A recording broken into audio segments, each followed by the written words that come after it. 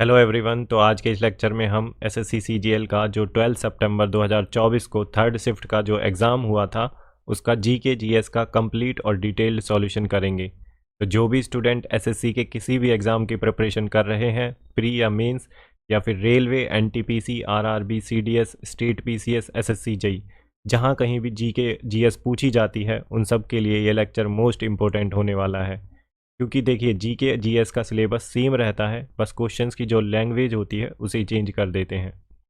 तो ये lecture Hindi English दोनों में रहेगा, मींस बायलिंगुअल रहेगा।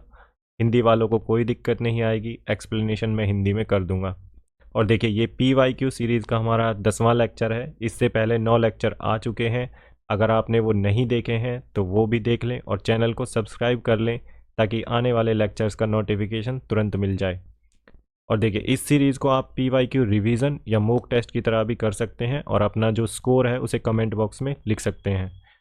और जो भी एक्स्ट्रा इन्फॉर्मेशन रहेगी, देखिए क्वेश्चंस के साथ जो एक्स्ट्रा इन्फॉर्मेशन मैं आपको प्रोवाइड करूंगा वो किसी न किसी रूप में PYQ में पूछी जा चुकी है।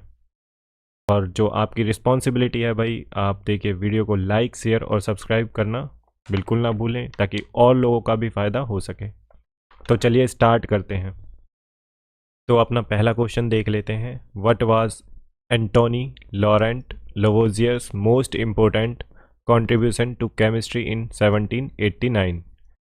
तो 1789 में रसायन विज्ञान में एंटोनी लॉरेंट लवोजियर का सबसे महत्वपूर्ण योगदान क्या था? तो ये क्वेश्चन है, आप एक बार ट्राई करिए आपको आता है या नहीं। देखिए आप ब्रेनस्टॉर्म करेंगे, अगर क्वेश्चन खुद अटेम्प्ट करने की कोशिश करेंगे उससे क्या होगा, आपका ब्रेनस्टॉर्म होगा और जितना आप क्वेश्चंस की प्रैक्टिस करेंगे उतना आपका क्वेश्चन एग्जाम में सही होने के चांस ज़्यादा रहेंगे। ठीक है, सिर्फ पढ़ने से कुछ नहीं होगा। जब तक आप क्वेश्चंस नहीं लगाएंगे तब तक एग्ज़ाम में अच्छा परफॉर्म नहीं कर पाएंगे। तो देखिए इसका जो आंसर है law of conservation of mass. तो जो एंटोनी लॉरेंट लवोजियर ने दिया था कंट्रीब्यूशन केमिस्ट्री में, तो किस में दिया था? Law of conservation of mass. अब देख लेते हैं इसके बारे में, law of conservation of mass के बारे में। देखिए ही stated that mass neither created not be destroyed in chemical reactions. तो इन्होंने कहा था कि मास को ना तो क्रिएट किया जा सकता है ना ही डिस्ट्रॉय किया जा सकता है केमिकल रिएक्शंस में, जब केमिकल रिएक्शंस होती हैं। उसके अलावा इन्होंने बोला means total mass of the product of chemical reaction is always same as total mass of the starting material. देखिए केमिकल रिएक्शन होने से पहले और केमिकल रिएक्शन होने के बाद जो मटेरियल का मास है, जो टोटल मास है, वो सेम ही रहेगा। केमिकल रिएक्शन से पहले और केमिकल रिएक्शन के बाद उसमें कोई चेंज नहीं रहेगा, always same as total mass of starting material. अब देख लेते हैं, देखो John Dalton 1803 given the law of multiple proportion. अब हम ऑप्शंस का भी देख लेते हैं। देखो मल्टीपल प्रोपोर्शन का जो लॉ था ये किसने दिया था? जॉन डाल्टन ने दिया था 1803 1803 में। ठीक है, नेक्स्ट देख लेते हैं जोसेफ प्रोस्ट 1797 1797 में इन्होंने दिया था लॉ ऑफ डेफिनेट प्रोपोर्शन। तो लॉ ऑफ डेफिनेट प्रोपोर्शन किसने दिया था? जोसेफ प्रोस्ट ने 1797 में। तो ये याद रखना है, ये पूछे जा चुके हैं PYQ में किसी न किसी में, SSC में। और नेक्स्ट देख लेते हैं Julius Robert von Mayer James Prescott Joule और Hermann von Helmholtz in 1842 given the law of conservation of energy. तो law of conservation of energy तीन लोगों ने मिलकर दिया था 1842 में। तो ये आपको याद रखना है बिल्कुल। ये जो एक्स्ट्रा इन्फॉर्मेशन है आप किसी नोट्स में अपने नोट्स बना सकते हैं, या जैसे कोई पेज ले लिया आपने A4 साइज़, उस पर जो इम्पोर्टेंट पॉइंट है उन्हें लिख सकते हैं, या वीडियो को 1 से 2 बार देख लें। ठीक है, और जिनके पास टाइम कम है वो 1.5 की स्पीड पे देख सकते हैं। आप 2 से 3 बार जब वीडियो को देख लेंगे तो आपको क्वेश्चंस अपने आप याद हो जाएंगे। ठीक है, नहीं तो आप अपने नोट्स में ऐड कर सकते हैं पॉइंट। आपको जो ऑप्शंस हैं मैं उनके बारे में बता रहा हूँ। कई बार SSC ऐसे करता है, या कोई भी जैसे एग्ज़ाम होता है, तो जैसे इस बार तो ये पूछ लिया है law of conservation of mass, next time इसी ऑप्शन को क्वेश्चन बना देगा SSC। ऐसे करता है SSC का, तो हम ऑप्शंस को भी नहीं छोड़ेंगे, सबको देखेंगे। नेक्स्ट क्वेश्चन देख लेते हैं, question number 2। An electric iron requires a fuse to prevent short circuit. तो जो इलेक्ट्रिक आयरन होती है उसमें कितने एम्पियर का फ्यूज़ यूज़ करते हैं शॉर्ट सर्किट को रोकने के लिए। तो शॉर्ट सर्किटिंग को रोकने के लिए एक इलेक्ट्रिक आयरन को कितने एम्पियर के फ्यूज़ की आवश्यकता होती है। तो इसका जो आंसर है 5 ampere, option 4 is the correct answer. तो 5 एम्पियर की आवश्यकता होती है इलेक्ट्रिक आयरन को शॉर्ट सर्किट से बचाने के लिए। तो अब हम देख लेते हैं फ्यूज़ के बारे में। देखिए जो फ्यूज़ होता है वो किससे बना होता है, तो ये अलॉय होता है टीन और लेड का, और जिंक भी हो सकता है इसमें। तो ये क्वेश्चन आपका PYQ में पूछा जा चुका है। इसका देखिए लो मेल्टिंग पॉइंट होता है और रेजिस्टेंस हाई होता है फ्यूज़ का। ये क्या करता है, प्रोटेक्ट करता है इलेक्ट्रॉनिक अप्लायंसेस को ड्यूरिंग शॉर्ट सर्किट और टू मच करंट। जब बहुत ज़्यादा करंट, जैसे कई बार आपने देखा होगा घरों में टू फेस लाइट आ जाती है, तो हमारे जो अप्लायंसेस होते हैं, तो उससे पहले ना जब अप्लायंसेस में जैसे ही टू फेस लाइट आएगी तो आपने कई बार सुना होगा कि फ्यूज़ उड़ गया। तो वो यही फ्यूज़ होता है जो कि टीन और लेड से बना होता है। इसका जो मेल्टिंग पॉइंट होता है वो लो होता है और रेजिस्टेंस बहुत हाई होता है। तो ये हमारे अप्लायंसेस को ख़राब होने से बचा लेता है। इसमें क्या होता है, वायर हीट अप होगी और मेल्ट हो जाएगी, और जब मेल्ट हो जाएगी तो जब जैसे ये फ्यूज़ है, मान ले ऐसे होता है ना फ्यूज़, तो जब ये मेल्ट हो जाएगा तो यहाँ से जो कनेक्शन है वो ब्रेक हो जाएगा, करंट फ्लो नहीं होगा।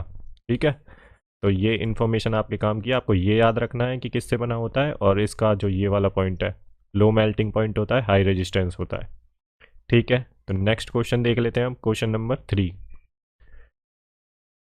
थर्ड क्वेश्चन है, who among the following is primarily connected to the world's parliament of religion convened in Chicago 1893। तो निम्नलिखित में से कौन मुख्य रूप से शिकागो 1893 में बुलाई गई विश्व धर्म संसद से जुड़ा हुआ है। तो ये कौन है, ये इसका आंसर तो आई थिंक आप सभी को पता होगा, अगर आपने थोड़ा सा भी हिस्ट्री पढ़ा है, जी के थोड़ी सी भी जनरल नॉलेज आपकी सही है, तो आप इस क्वेश्चन को बहुत आराम से कर ले जाएंगे। देखिए इजी क्वेश्चन भी पूछता है एसएससी, बहुत इजी क्वेश्चन भी पूछता है और फैक्चुअल क्वेश्चन भी पूछता है। हमें पैटर्न पकड़ना है एसएससी का कि कैसे पैटर्न पे वो क्वेश्चन पूछ रहा है। तो इसका जो आंसर है वो है Swami Vivekananda. Option 2 is the right answer, Swami Vivekananda. अब देख लेते हैं हम स्वामी विवेकानंद के बारे में। देखिए जो स्वामी विवेकानंद थे, उनका जो नेम था बचपन में वो नरेंद्र नाथ दत्ता था, और नेशनल यूथ डे मनाते हैं, जो इनकी बर्थ एनिवर्सरी है 12 जनवरी को इनकी बर्थ एनिवर्सरी होती है स्वामी विवेकानंद की। तो इस दिन को हम नेशनल यूथ डे के रूप में मनाते हैं। तो और नेक्स्ट देख लेते हैं, introduction to the world Indian philosophies to the of Vedanta and yoga. तो इन्होंने वर्ल्ड के लिए जो इंडियन फिलोसफीज़ हैं, योगा और वेदांता, इन्होंने इंट्रोड्यूस की थी वर्ल्ड में। वेदांता और योगा की फ़िलोसफ़ी ये स्वामी विवेकानंद ने ही दी थी। और इन्होंने क्या किया, तो देखो, priest new Vedanta interpretation of the Hinduism through western lens reformist movement की तरह यूज़ किया इन्होंने न्यू वेदांता को।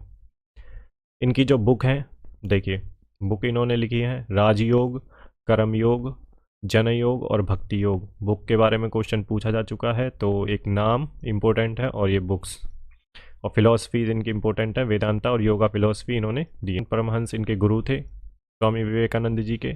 इन्होंने रामकृष्ण मिशन की स्थापना करी थी 1897 में 1897 में, और एक बेलूर मठ एस्टेब्लिश किया था 1899 में।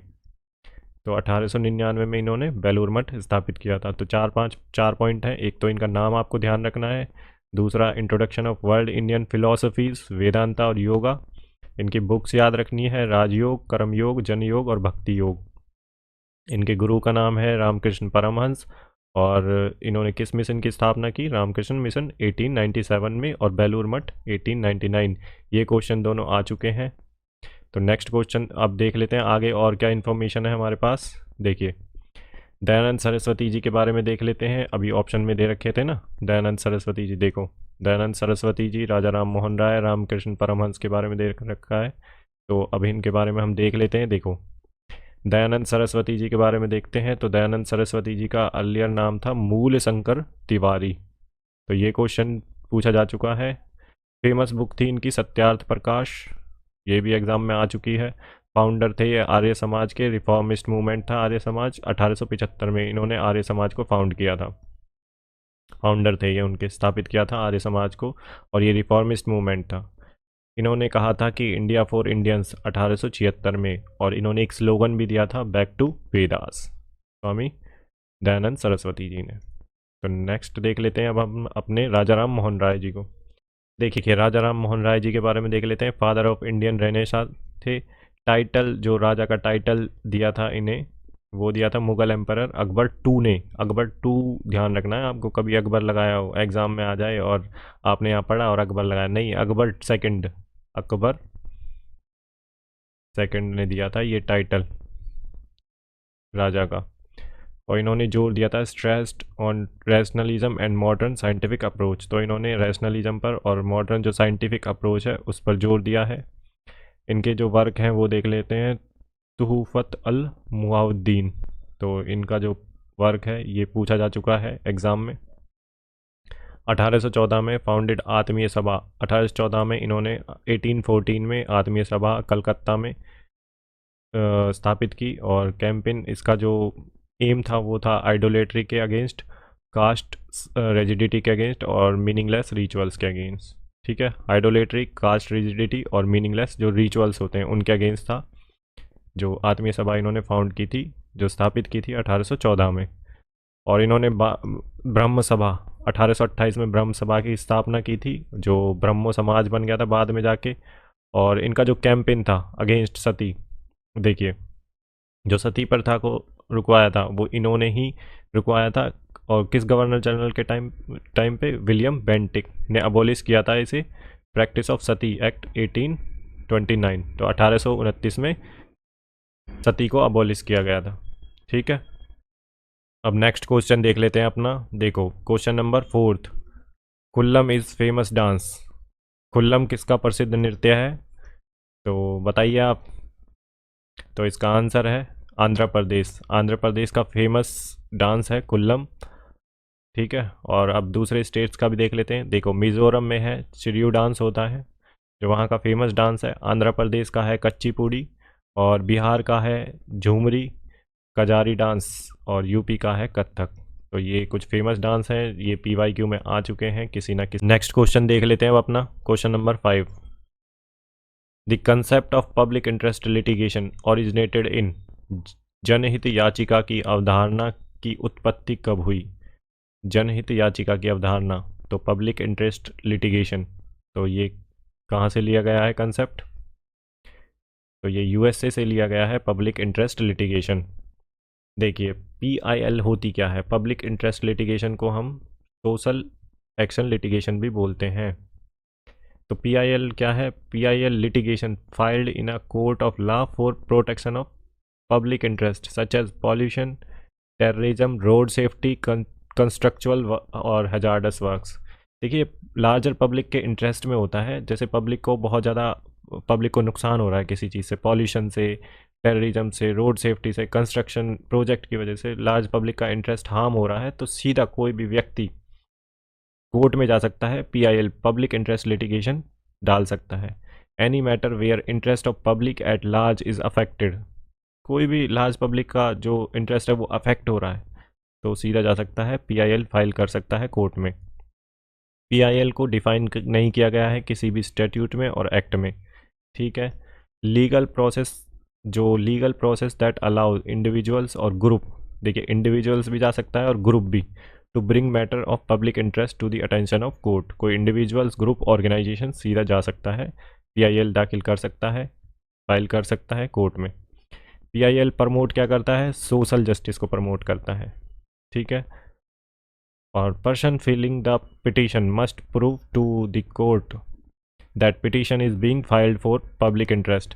देखिए जो पर्सन पिटीशन फाइल करता है उसे कोर्ट में प्रूव करना पड़ता है कि वो पब्लिक इंटरेस्ट के लिए गया है। ठीक है, और यहाँ पे कोर्ट सुओ मोटो एक्शन भी ले सकता है, खुद से भी एक्शन ले सकता है अगर कोर्ट को लगता है तो। ठीक है, तो ये हो गया हमारा PIL के बारे में, पब्लिक इंटरेस्ट लिटिगेशन में, कि अगर लार्जर पब्लिक का इंटरेस्ट हार्म हो रहा है किसी भी चीज़ से तो सीधा कोई भी व्यक्ति, ऑर्गेनाइजेशन, ग्रुप सीधा PIL फाइल कर सकता है कोर्ट में, और कोर्ट उस पर सुओ मोटो एक्शन भी ले सकता है खुद से। और PIL जो प्रमोट करता है वो सोशल जस्टिस को प्रमोट करता है, और ये किसी भी स्टैट्यूट में डिफाइन नहीं है ना एक्ट में। और ये लिया कहाँ से गया है, तो ये लिया गया है USA से। ठीक है, हमने काफ़ी सारी इन्फॉर्मेशन देख ली। अब चलते हैं अपने नेक्स्ट क्वेश्चन पे। तो क्वेश्चन नंबर 6, क्वेश्चन नंबर 6 क्या कह रहा है? तो क्वेश्चन नंबर 6 कह रहा है Thrissur Pooram is one of the famous temple festival celebrated in. तो त्रिशूर पूरम में मनाए जाने वाले प्रसिद्ध मंदिर त्योहारों में से एक है। तो त्रिशूर पूरम कहाँ का है? तो ये है केरला का। Option 2 is the right answer, Kerala. ठीक है, तमिलनाडु का एक ध्यान रखना है आपको, पोंगल। ये पिछले एग्जाम्स में PYQ में पूछा जा चुका है, तो इसलिए मैंने यहाँ पे डाल दिया है। तो तमिलनाडु का कौन सा है? पोंगल। नेक्स्ट क्वेश्चन देख लेते हैं, question number 7। Identify the group of districts that are not an example of industrial district of India. उन जिलों के समूह की पहचान कीजिए जो भारत के औद्योगिक जिलों का उदाहरण नहीं है। औद्योगिक जिले कौन से नहीं हैं, इनमें से पहचान करिए। तो बताइए आपको अगर थोड़ी बहुत पता है तो इसका जो आंसर है आप ऑप्शन 3 अलवर एंड भिवानी। अलवर पड़ता है राजस्थान में और भिवानी पड़ता है हरियाणा में। तो ये आपके इंडस्ट्रियल डिस्ट्रिक्ट्स में नहीं आते हैं। अब देख लेते हैं कुछ एक्स्ट्रा इन्फॉर्मेशन। देखिए, इंडिया है सेवरल मेजर इंडस्ट्रियल रीजन्स हैं इंडिया के मेजर। तो उनमें से देखिए मुंबई पुणे एक रीजन है, और बंगलौर तमिलनाडु भी एक मेजर इंडस्ट्रियल रीजन है। हुगली इंडस्ट्रियल रीजन है मेजर। अहमदाबाद, बड़ौदा, छोटा नागपुर, विशाखापट्टनम, गुंटूर, और गुड़गांव, दिल्ली, मेरठ, और कोल्लम, तिरुवनंतपुरम। तो ये मेजर इंडस्ट्रियल रीजन्स हैं जो आपको याद रखने हैं, किसी न किसी फॉर्म में एग्जाम्स में पूछे जा चुके हैं, तो मैंने यहाँ पे दे दिए हैं। तो नेक्स्ट क्वेश्चन देख लेते हैं अपना, question number 8। Match the concept of column A with their respective description in column B. तो कॉलम ए में अवधारणाओं को कॉलम बी में उनके संबंधी विवरणों के साथ सुमेलित कीजिए। तो ये जो क्वेश्चन होते हैं ना भाई, बहुत आसान होते हैं। अगर आपको एक ऑप्शन पता है ना, तो इस क्वेश्चन को बहुत आराम से आप निकाल सकते हैं इसका आंसर। देखिए, अब आप एक बार ट्राई करिए इस क्वेश्चन को, मैं आपको बताता हूँ। देखो, ये हमारे पास 4 ऑप्शन है। चारों ऑप्शनों में से अगर आपको ये पता है, देखो पर्सनल इनकम क्या है, तो इसका तो मतलब ऑलमोस्ट पता ही होगा सबको। तो पर्सनल इनकम इसमें देखिए क्या है, annual income received by the individual production in given period. तो पर्सनल इनकम क्या होती है कि जो एनुअल इनकम उसे मिलती है पर्सन को, उसके सारे हाउसेज अलाउंस जितने भी मिलते हैं वो सारी पर्सनल इनकम में आती है। ठीक है, अब मेरे को ये चीज़ पता है। अब डिस्पोजेबल इनकम कौन सी होती है? आफ्टर टैक्स, टैक्स देने के बाद जो उसके पास इनकम बच जाती है वो होती है पर्सनल इनकम, जो डिस्पोजेबल पर्सनल इनकम होती है। अब देखिए, तीसरे का मुझे पता है, सी का फर्स्ट है। अब आप ऑप्शंस में जाइए, देखिए तीसरे का फर्स्ट किस में है, सी का फर्स्ट किस में है? सी का 3 है, सी का 2 है, सी का फर्स्ट एक, सिर्फ सी का फर्स्ट एक ही ऑप्शन में, ऑप्शन 3 में। तो यही इसका राइट आंसर है। आपको सारे ऑप्शन पढ़ने की भी ज़रूरत नहीं है। आपको अगर एलिमिनेट करना आ गया ना ऐसे क्वेश्चनों को, तो बहुत आराम से कर ले जाओगे आप, ये जो मैच द फॉलोइंग वाले होते हैं। तो इसका जो आंसर है सी, देखिए option 3 is the right answer. अब आपको चाहे बेशक और ना भी आते हो, किसी में डाउट भी हो, लेकिन अगर आपको 1 या 2 आते हैं और उसका ऑप्शन से आप एलिमिनेट कर पाते हैं, तो ये क्वेश्चन बहुत आसानी से आपका सही हो जाता है। तो जो अब देख लेते हैं हम इनका ग्रॉस नेशनल प्रोडक्ट। तो पहले का है 3rd, money value of national output. देखिए पहला जो है ग्रॉस नेशनल प्रोडक्ट, तो इसका है ए का 3rd, money value of the national output. और जो नेट नेशनल प्रोडक्ट है वो है net production of goods service during the year. और जो अपनी पर्सनल इनकम है वो है annual income received by the individuals production in given period.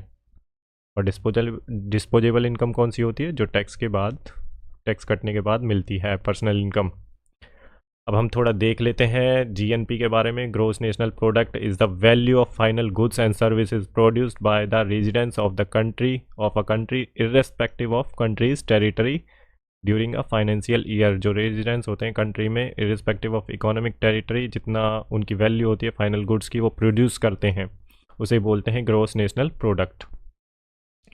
Gross national product में does not take into consideration the income earned by the foreign nationals. जो foreign nationals होते हैं, देश में रहते हैं फॉरेन्स, वो जो इनकम अर्न करते हैं, और जो कंपनीज़, फॉरेन कंपनीज़ जो कंट्री में रहती हैं वो मैन्युफैक्चर करती हैं, तो उसको हम काउंट नहीं करते हैं जीएनपी में, ग्रॉस नेशनल प्रोडक्ट में। सिर्फ जो रेजिडेंट्स हैं कंट्री के, उन्हें ही काउंट करते हैं।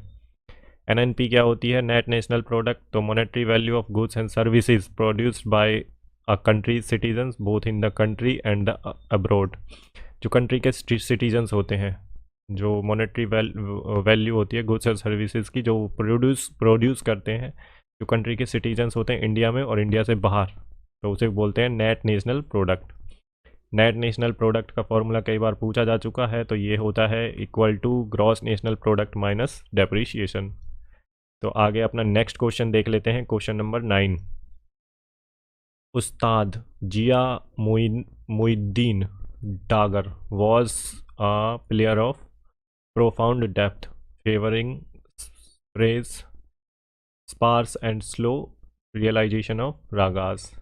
तो उस्ताद जिया मोयुद्दीन डागर गहन गहराई के एक वादक थे जो रागों के विरल और धीमी अनुभूति के पक्षधर थे। तो इसका क्या है? तो जिया मोयुद्दीन डागर किससे रिलेटेड है? तो ये है आपके रुद्रवीणा से रिलेटेड।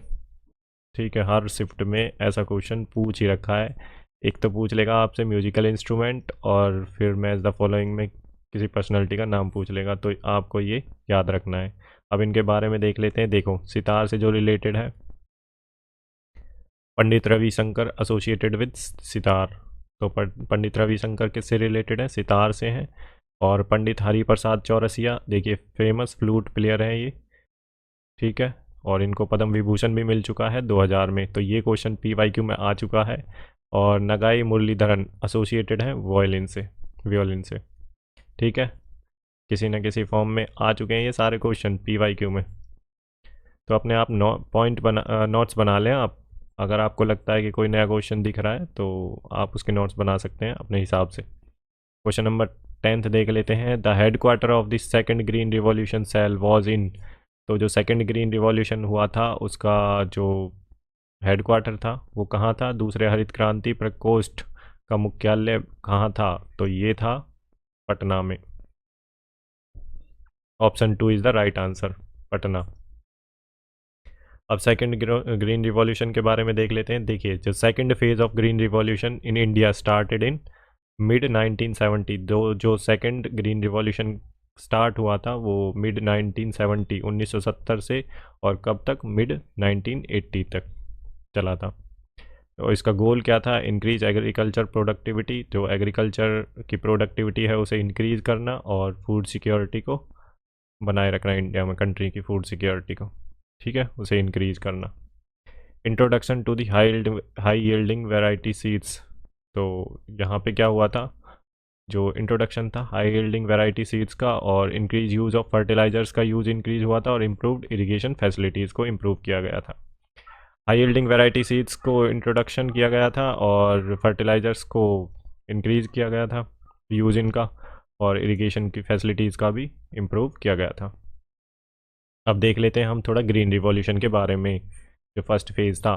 तो ग्रीन रिवॉल्यूशन स्टार्ट हुआ था इंडिया में 1965 में। 1965 में introduction high yielding variety seeds को इंट्रोड्यूस किया गया था। एम था to make India self sufficient in food production. तो इंडिया को सेल्फ सफिशिएंट बनाना था हमें फूड प्रोडक्शन में। तो और ये स्टार्ट हुआ था हरियाणा, पंजाब और वेस्टर्न यूपी में। सबसे पहले स्टार्ट हुआ था नॉर्थ इंडिया में, हरियाणा, पंजाब और वेस्टर्न यूपी में। जहाँ तो इसकी वजह से क्या हुआ था? जो प्रोडक्शन में इंक्रीज़ हुआ था वो 500% हुआ था। तो ग्रीन रिवॉल्यूशन की वजह से हम सेल्फ सफिशिएंट बन पाए थे। ठीक है, नेक्स्ट क्वेश्चन देख लेते हैं। अभी देख लेते हैं कुछ अदर रिवॉल्यूशंस हैं। देखिए, वाइट रिवॉल्यूशन किससे रिलेटेड है? मिल्क प्रोडक्शन से। ब्लू रिवॉल्यूशन जो है फिश प्रोडक्शन से। और ब्राउन रिवॉल्यूशन किससे है? फर्टिलाइजर प्रोडक्शन से। सिल्वर रिवॉल्यूशन किससे है? एग प्रोडक्शन से। येलो रिवॉल्यूशन किससे है? ऑयल सीड प्रोडक्शन से। तो आपको ये भी याद रखने हैं, कहीं ना कहीं एग्जाम में पूछे जा चुके हैं ये PYQ में, ये इम्पोर्टेंट हैं। जो इम्पोर्टेंट थे वो मैंने आपको दे दिए हैं। नेक्स्ट क्वेश्चन देख लेते हैं, question number 11। Who was the viceroy of India when Mahatma Gandhi started Dandi march on 12 मार्च 1930। 12 मार्च 1930 को जब महात्मा गांधी ने दांडी मार्च शुरू किया था तो भारत के वायसराय कौन थे? तो आपको बताना है। अगर आपने हिस्ट्री, मॉडर्न हिस्ट्री पढ़ी है थोड़ी बहुत अच्छे से, तो आप इसका आंसर दे सकते हैं। तो इसका जो आंसर है Lord Irwin, option 3 is the right answer. अब हम थोड़ा सा देख लेते हैं साल्ट मार्च के बारे में। जो दांडी मार्च था, इसको साल्ट मार्च के नाम से भी जानते हैं, एंड द दांडी सत्याग्रह के नाम से भी और साल्ट मार्च के नाम से भी। Non violent civil disobedience act था ये, मतलब को डिसोबे किया गया था भाई मोहनदास करमचंद गांधी, ये गांधी जी का पूरा नाम है। उसके बाद देखिए जो ये स्टार्ट हुआ था, कब स्टार्ट हुआ था, 12 मार्च 1930 को, और कब तक चला था, 6 अप्रैल 1930 तक। तो इसकी आपको ये डेट याद रखनी है ज़रूर से। और कहाँ से स्टार्ट हुआ था, साबरमती आश्रम से। 78 फॉलोअर्स थे और 241 miles March two coastal town of Dandi तक चला था, अरेबियन सी में है। ठीक है, साबरमती से स्टार्ट हुआ था, दांडी विलेज तक चला था, जो कोस्टल टाउन है अरेबियन सी की तरफ, इधर की तरफ, ये अरेबियन सी में आता है, ये वाला जो एरिया है। नेक्स्ट देख लेते हैं अब question number 12। Who was the world's most popular leader as per global leader approval rating released by US based Morning Consult in Feb 2023। तो फरवरी 2023 में अमेरिका स्थित मॉर्निंग कंसल्ट द्वारा जारी ग्लोबल लीडर अप्रूवल रेटिंग्स के अनुसार दुनिया का सबसे लोकप्रिय नेता कौन है। अब आप सोच के देखिए, बताइए आप इस टाइम में 2023 में सबसे लोकप्रिय नेता कौन है।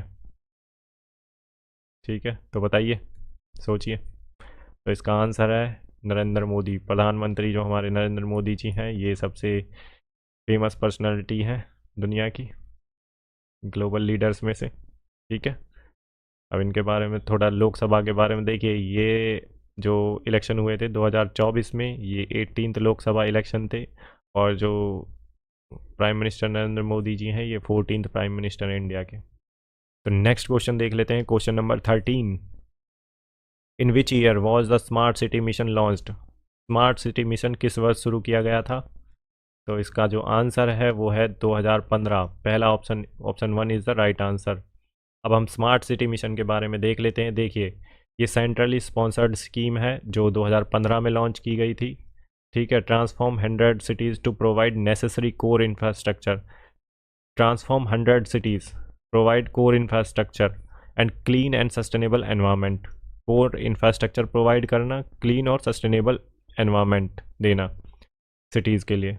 ठीक है, better quality of life to their citizens through the application of smart solution. जो वहाँ के सिटीजन्स हैं उन डिस्ट्रिक्ट्स के, सिटीज़ के, तो उनके लिए better life, quality of life देना। ठीक है, स्मार्ट सॉल्यूशन के वजह से, और through sustainable and inclusive development. Holi sponsored scheme है, 2015 में लॉन्च हुई थी, 100 सिटीज़ के लिए था, कोर इंफ्रास्ट्रक्चर के लिए। तो कोर इंफ्रास्ट्रक्चर जैसे पब्लिक हेल्थ हो गया, रोड्स हो गया, ट्रांसपोर्ट हो गया, ब्रिजेज हो गए, ये, और क्लीन और सस्टेनेबल एनवायरनमेंट, मतलब एनवायरनमेंट क्लीन हो और सस्टेनेबल हो। तो ये है स्मार्ट सिटी मिशन का काम। तो 2015 में ये स्टार्ट हुई थी। सेंट्रली स्पॉन्सर्ड का मतलब है सेंटर और स्टेट दोनों पैसा देंगे। ठीक है, और सेंटर सेक्टर स्कीम में सिर्फ सेंटर पैसा देता है। तो नेक्स्ट क्वेश्चन देख लेते हैं अपना, question number 14। Which of the following nations won the 7 time women's Asia cricket cup championship. तो निम्नलिखित में से किस देश ने 7 बार महिला एशिया कप क्रिकेट चैंपियनशिप जीती। तो ये है India, option 3 is the right answer. तो इंडिया ने 7 बार महिला एशिया कप क्रिकेट चैंपियनशिप जीत रखी है। नेक्स्ट क्वेश्चन देख लेते हैं, question number 15। Which article of the Indian constitution provides that the state must secure a social order to promote the welfare of the people. भारतीय संविधान का कौन सा अनुच्छेद यह उपबंधित करता है कि राज्य के लोगों के कल्याण को बढ़ावा देने के लिए एक सामाजिक व्यवस्था को सुरक्षित करना चाहिए। तो ये किस आर्टिकल में आता है, आर्टिकल 38। तो option 2 is the right answer. अब हम दूसरे आर्टिकल्स के बारे में देख लेते हैं। देखिए, आर्टिकल 36 में स्टेट की डेफिनेशन दे रखी है, जो कि पार्ट 4 में आता है, आर्टिकल 36। ये सारे आर्टिकल डीपीएसपी में आते हैं। डीपीएसपी किस में आते हैं, डीपीएसपी पार्ट 4 में, पार्ट 4। और किस आर्टिकल से किस आर्टिकल तक है डीपीएसपी, तो ये है 36 से लेके 51 तक। डीपीएसपी है। तो 36 में स्टेट की डेफिनेशन दे रखी है। देखिए अब जो स्टेट की डेफिनेशन 36 आर्टिकल में दे रखी है, जो आर्टिकल 12 में दे रखी है पार्ट 3 के में, जो फंडामेंटल राइट्स का जो आर्टिकल 12 है उसमें भी स्टेट की डेफिनेशन दे रखी है जो कि पार्ट 3 में है। फंडामेंटल राइट्स हमारे पार्ट 3 में है, आर्टिकल 12 से और 35 तक, 12 से लेकर और 35 तक फंडामेंटल राइट्स हैं। और आर्टिकल 12 में स्टेट की डेफिनेशन दे रखी है। स्टेट में आता है गवर्नमेंट, पार्लियामेंट, और जो स्टेट की गवर्नमेंट होती है, और स्टेट की लेजिस्लेटिव और लोकल अथॉरिटीज़ आती हैं, ठीक है, जिनमें गवर्नमेंट का शेयर होता है, वो भी कंपनीज आती हैं उसमें। तो स्टेट की डेफिनेशन में ये सब आता है।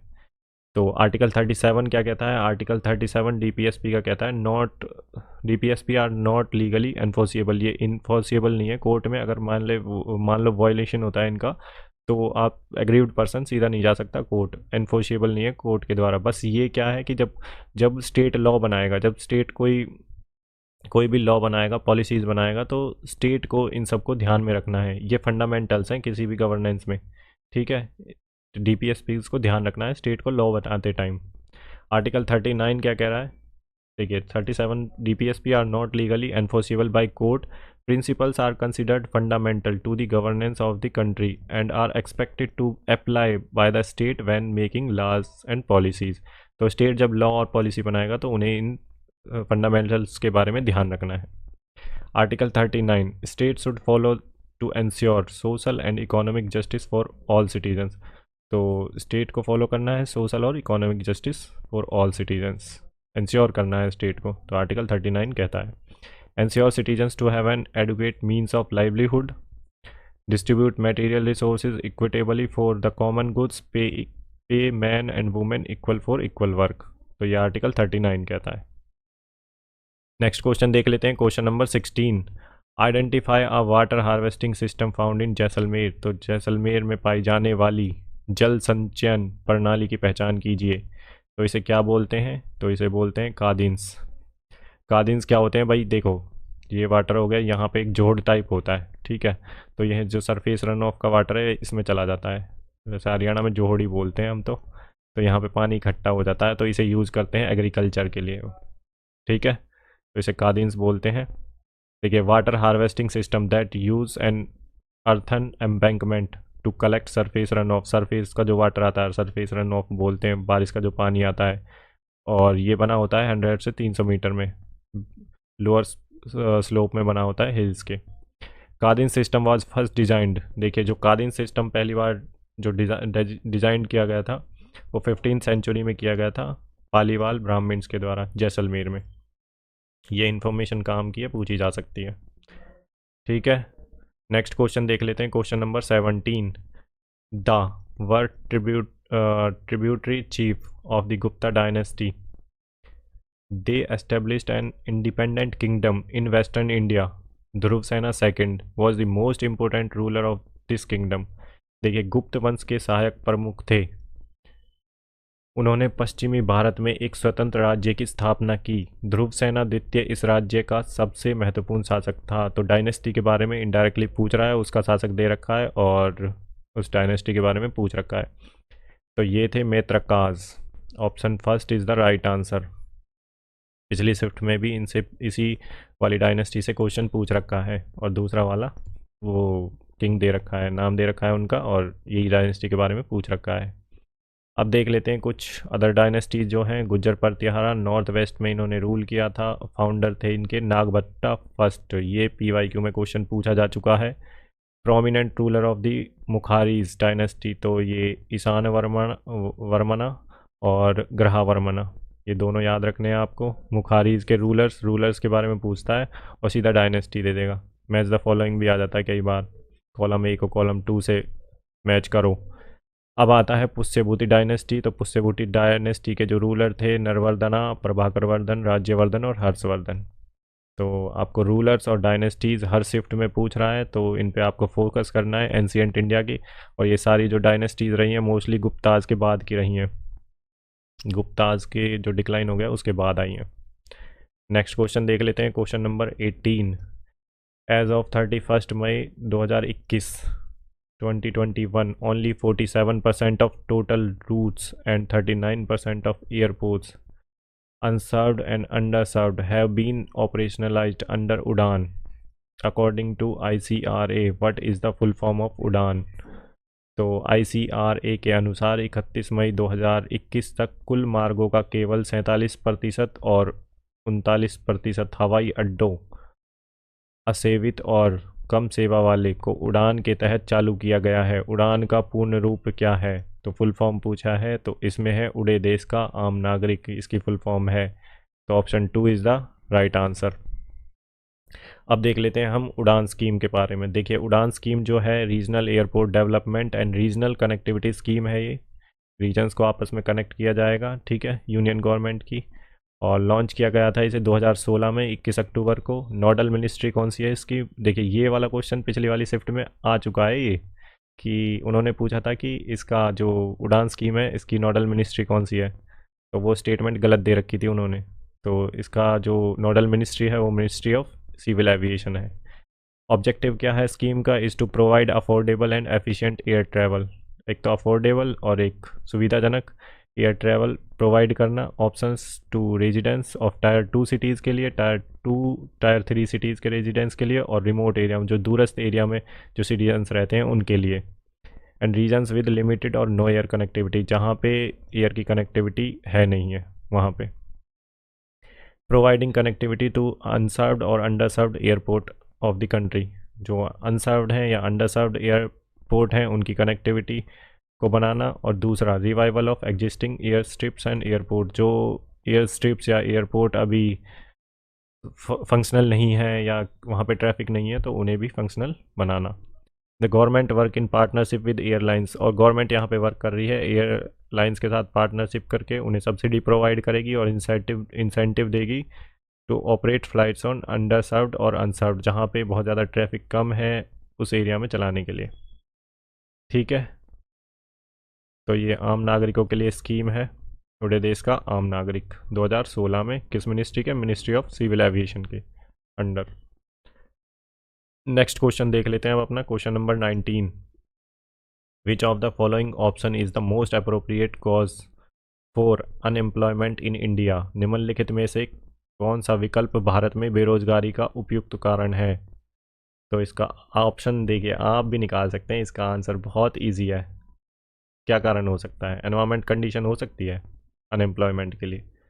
हाई एजुकेशन सिस्टम, ये भी नहीं हो सकता। लैक ऑफ लेबर फोर्स, नहीं। ओवर पॉपुलेशन कॉज है एम्प्लॉयमेंट का इंडिया में, तो इसका आंसर है option A is the right answer. Question number 20 देख लेते हैं। क्वेश्चन नंबर 20 क्या कह रहा है? As of June 2021 how many biosphere reserve are established in India? June 2021 तक भारत में कितने बायोस्फीयर रिजर्व स्थापित हैं? तो इसका आंसर है 18 बायोस्फीयर रिजर्व्स हैं इंडिया में। अब देख लेते हैं हम कुछ बायोस्फीयर रिजर्व्स के बारे में। देखिए, जो बायोस्फीयर रिजर्व हैं वो डेजिग्नेशन किसके द्वारा किए जा सकते हैं? यूनेस्को के द्वारा। यूनेस्को की फुल फॉर्म क्या है? United Nations educational, scientific and cultural organisation. तो यूनेस्को कब बना था? 1945 में, और इसका हेडक्वार्टर है पेरिस में, ठीक है। यूनेस्को डेजिग्नेट करता है बायोस्फीयर रिजर्व्स को। अब बायोस्फीयर रिजर्व्स के अंडर देखिए नेशनल पार्क्स भी आ सकते हैं, वाइल्ड लाइफ सेंचुरीज भी आ सकती हैं। तो इसके अंदर देखिए 3 एरियाज होते हैं। कोर एरिया जहाँ पे नेशनल पार्क होता है, एक होता है buffer area wild life sanctuaries के लिए, और एक होता है ट्रांजिशनल एरिया जहाँ पे लोगों का आना जाना अलाउड होता है। नेशनल पार्क में लोगों का आना जाना अलाउड नहीं होता है, प्रोहिबिशन होता है, ठीक है। लोगों का, लोग नहीं जा सकते कोर एरिया में जो नेशनल पार्क के लिए होता है। अब देखिए, नेशनल पार्क सभी के लिए होता है, लेकिन जो वाइल्ड लाइफ सेंचुरी होती है एक पर्टिकुलर स्पीसीज़ की प्रोटेक्शन के लिए होती है, ठीक है। अब आगे देख लेते हैं। देखो, कुछ एक जो बायोस्फीयर रिजर्व हैं इंपॉर्टेंट, उनके बारे में। नीलगिरी बायोस्फीयर रिजर्व लोकेटेड कहाँ है? तमिलनाडु में है, कर्नाटका, केरला में। तो नीलगिरी हिल्स पे है ये, और वेस्टर्न घाट्स में है। नीलगिरी थार यहाँ पे मिलता है, तो ये इंपॉर्टेंट है। नीलगिरी थार नीलगिरी बायोस्फीयर रिजर्व में मिलता है। नंदा देवी बायोस्फीयर रिजर्व, ये है लोकेशन कहाँ है इसकी? उत्तराखंड में, और स्नो लियोपार्ड मिलता है। नौकरेक लोकेटेड है मेघालय में, नौकरेक जो बायोस्फीयर रिजर्व है, और यहाँ पे मिलता है रेड पांडा। मानस बायोस्फीयर रिजर्व लोकेशन कहाँ है इसकी? आसाम में, और यहाँ पे मिलता है Asiatic elephant, Assam roofed turtle मिलता है। और सिमलीपाल बायोस्फीयर रिजर्व कहाँ है? लोकेशन है इसकी उड़ीसा में और गौर इसमें मिलता है। तो आपको नेशनल पार्क 18 पूरे के पूरे आपको याद होने चाहिए, बायोस्फीयर रिजर्व। और देखिए यूनेस्को का मैन एंड बायोस्फीयर प्रोग्राम 1970 में जो स्टार्ट हुआ था उसके अंडर ही देते हैं। इंडिया के जो बायोस्फीयर रिजर्व हैं वो मैन एंड बायोस्फीयर प्रोग्राम में भी आते हैं। और आप मुझे बताएंगे इंडिया के कितने जो बायोस्फीयर रिजर्व हैं वो man and biosphere reserve programme के अंडर आते हैं। ठीक है, मैप प्रोग्राम के अंडर। और यूनेस्को का हो गया। ठीक है, नेक्स्ट क्वेश्चन देख लेते हैं अब। Question number 21। In which of the following battles did Mahmud of Ghori defeated Jaichandra of Gahadavala dynasty 1194 AD। तो निम्नलिखित में से किस युद्ध में गोरी के मोहम्मद ने तो मोहम्मद गोरी ने 1194 ईस्वी में गढ़वाल वंश के जयचंद्र को हराया था। तो वो कौन सा युद्ध था जब मोहम्मद गोरी ने गढ़वाल के जो जयचंद है उन्हें हराया था, गढ़वाल डायनेस्टी के? तो ये कौन सा युद्ध था? तो ये बैटल ऑफ चंदावर था। ठीक है, 1194 AD में हुआ था। अब हम दूसरे युद्ध के बारे में देख लेते हैं, बैटल्स जो अलग अलग हुई हैं। तो बैटल ऑफ तराइन देखिए, फॉर्ट बिटवीन 1191 में लड़ी गई थी। ये गौरिड जो तुर्किश था, तुर्किश ट्राइब्स से बिलोंग करता था, मोहम्मद गोरी और पृथ्वीराज चौहान के बीच लड़ी गई थी। ये जो पहली बैटल थी तराइन की, फर्स्ट बैटल 1191 में। और जो सेकंड बैटल थी वो थी 1192 में। यहाँ पे पृथ्वीराज चौहान हार गए थे, पहली वाली में पृथ्वीराज चौहान जीत गए थे। जो फर्स्ट बैटल ऑफ तराइन हुई थी 1191 में, वहाँ पे पृथ्वीराज चौहान जीत गए थे मोहम्मद गोरी से। जो लेकिन जो सेकंड बैटल ऑफ तराइन हुआ था 1192 में, वहाँ पे पृथ्वीराज चौहान हार गए थे। उसके बाद देखिए बैटल ऑफ अनिलवाड़ा, तो ये लड़ा गया था मोहम्मद गोरी और सोलंकी रूलर महाराजा सेकंड के बीच में 1178 में। तो यहाँ पे महाराजा सेकंड ने गौरी को हरा दिया था। तो ये हो गए तीनों हमारे battle, battle of Tarain first, battle of Tarain second, और ये हमारा चंदावर का युद्ध। और इधर है बैटल ऑफ तराइन सेकंड और बैटल ऑफ अनिलवाड़ा। ठीक है, ये क्वेश्चन आपके PYQ में आए हुए हैं, आपको ये याद रखनी है, इन्फॉर्मेशन डेट याद रखनी है और किस किस के बीच में हुआ था ये याद रखना है। Question number 22 22। The growth form of plant comprising its size shape and orientation is known as. एक पौधे का विकास रूप जिसमें उसका आकार और अभिविन्यास शामिल है किस रूप में जाना जाता है? तो उसे क्या बोलते हैं? तो उसे बोलते हैं हैबिट। ठीक है, जो पेड़ का ग्रोथ, जो प्लांट की जो ग्रोथ होती है वो अलग अलग फैक्टर पे डिपेंड करती है, एनवायरनमेंट पे भी डिपेंड करती है, उसकी जीन्स पे भी डिपेंड करती है। ठीक है, वहाँ की जो क्लाइमेट है वो कैसा है, तो इसको क्या बोलते हैं? Habit. Habit. Question number 23। When and where did India win its first world championship medal in athletics? भारत ने एथलेटिक्स में अपना पहला विश्व चैंपियनशिप पदक कब और कहाँ जीता? तो ये कब और कहाँ जीता था? तो 2003 में फ्रांस में जीता था। Option 4 is the right answer. Factual question है, ऐसे क्वेश्चन SSC पूछ रहा है, तो आपको थोड़ा सा 1 से 2 साल पहले क्वेश्चन फर्स्ट और जो अभी रिसेंट में हुआ है उन सब के बारे में थोड़ा सा पढ़ लें। Question number 24। Tabla Maestro Vikram Ghosh was awarded with which of the following award in 2023 in contemporary category? Tabla वादक विक्रम घोष को समकालीन श्रेणी में 2023 में निम्नलिखित में से किस पुरस्कार से सम्मानित किया गया था? तो ये किस पुरस्कार से सम्मानित किया गया था? तो ये था संगीत नाटक अकादमी। ठीक है, तो अब देख लेते हैं हम। संगीत नाटक अकादमी एस्टेब्लिश्ड कब हुई थी? 1953 में। ऑटोनॉमस बॉडी है, मिनिस्ट्री ऑफ कल्चर के अंडर आती है। ठीक है, चेयरमैन जो अकादमी का होता है वो अपॉइंट करते हैं प्रेसिडेंट 5 साल के लिए। तो ये हमने देख लिया संगीत नाटक अकादमी के बारे में। तो संगीत नाटक अकादमी क्या करती है? देखो, 9 क्लासिकल डांस हैं संगीत नाटक अकादमी ने। 8 क्लासिकल डांस का जो स्टेटस है वो रिकॉग्नाइज कौन करता है? संगीत नाटक अकादमी ने कर रखा है। अभी एक छऊ डांस जो 9वां डांस आया है उसको मिनिस्ट्री ऑफ कल्चर ने इसके क्लासिकल डांस की कैटेगरी में डाला है। तो हमारे 8 जो क्लासिकल डांस हैं वो भरतनाट्यम तमिलनाडु में है, कथक उत्तर प्रदेश का है, कथकली केरला, कुचिपुड़ी आंध्र प्रदेश तेलंगाना, मणिपुरी मणिपुर, मोहिनीअट्टम केरला, उड़ीसी उड़ीसा, सतरिया आसाम। और छऊ डांस कहाँ है? मिनिस्ट्री ऑफ कल्चर इसे देता है। और छऊ डांस कहाँ का है? वेस्ट बंगाल और में ओरिजिनेट हुआ था, और ये प्रिविलेंट है झारखंड और उड़ीसा में भी। थीम्स क्या है इसकी? हिंदू एपिक्स लाइक रामायण और महाभारत इसकी थीम है। ठीक है, तो ये जो कैटेगरी है संगीत नाटक अकादमी तो रिकॉग्नाइज करती है जो क्लासिकल डांस है उन्हें। ठीक है, तबला वादक विक्रम घोष को समकालीन श्रेणी में 2023 में निम्नलिखित में से किस पुरस्कार से सम्मानित किया गया? तो वो इसका ऑप्शन है थर्ड। ठीक है, नेक्स्ट क्वेश्चन देख लेते हैं, question number 25। According to the census of India 2011 the percentage of adolescent population 10 to 19 years from the total population is how much? भारत की जनगणना 2011 के अनुसार कुल जनसंख्या में से किशोर जनसंख्या 10 से 19 वर्ष का प्रतिशत कितना है? तो ये है 20.9%। तो इसका जो आंसर है option 3 is the right answer. अब देख लेते हैं हम, देखो सेंसस के बारे में। देखो पहला जो non synchronous census unofficial census हुआ था वो 1872 में हुआ था। ठीक है, और इस टाइम गवर्नर जनरल थे लॉर्ड मायो। अब जो पहला सिंक्रोनस सेंसस था तो वो 1881 में हुआ था ऑफिशियल सेंसस, और WC पोल्डन ये कमिश्नर थे, सेंसस कमिश्नर थे उस टाइम पे। और जो 2011 में हुआ है वो 15th सेंसस है, और अभी जो होगा वो 16th सेंसस है। 2021 में होना था लेकिन कोविड की वजह से अभी 2024-25 के आसपास है वो। Responsibility of conducting the decadal census 10 साल में एक बार होता है। ठीक है, और किस ऑफिस के अंडर आता है? Office of registrar general and census commissioner of India. और किस मिनिस्ट्री के अंडर आता है? तो मिनिस्ट्री ऑफ होम अफेयर्स के अंडर आता है। जो इन्फॉर्मेशन काम की हो सकती थी वो मैंने आपको सारी यहाँ पे प्रोवाइड कर दी हैं। तो ये आपके थे सारे क्वेश्चन, 25 क्वेश्चन जो शिफ्ट हमारी 12 सितंबर 2024 को थर्ड शिफ्ट जो हुई थी। ठीक है, उसका कंप्लीट सॉल्यूशन मैंने आपको दे दिया है। तो यहीं पे हम अपनी वीडियो को समाप्त करते हैं। चैनल को लाइक शेयर और सब्सक्राइब जरूर करें, अपने दोस्तों के साथ शेयर करें ताकि उन्हें भी जो सीरीज चल रही है इसका फ़ायदा हो सके। आपकी ये रिस्पॉन्सिबिलिटी बनती है भाई, अब आप चैनल को सब्सक्राइब करें और ज़्यादा से ज़्यादा शेयर करें। तो चलिए यहीं पे हम अपनी वीडियो को समाप्त करते हैं, तब तक के लिए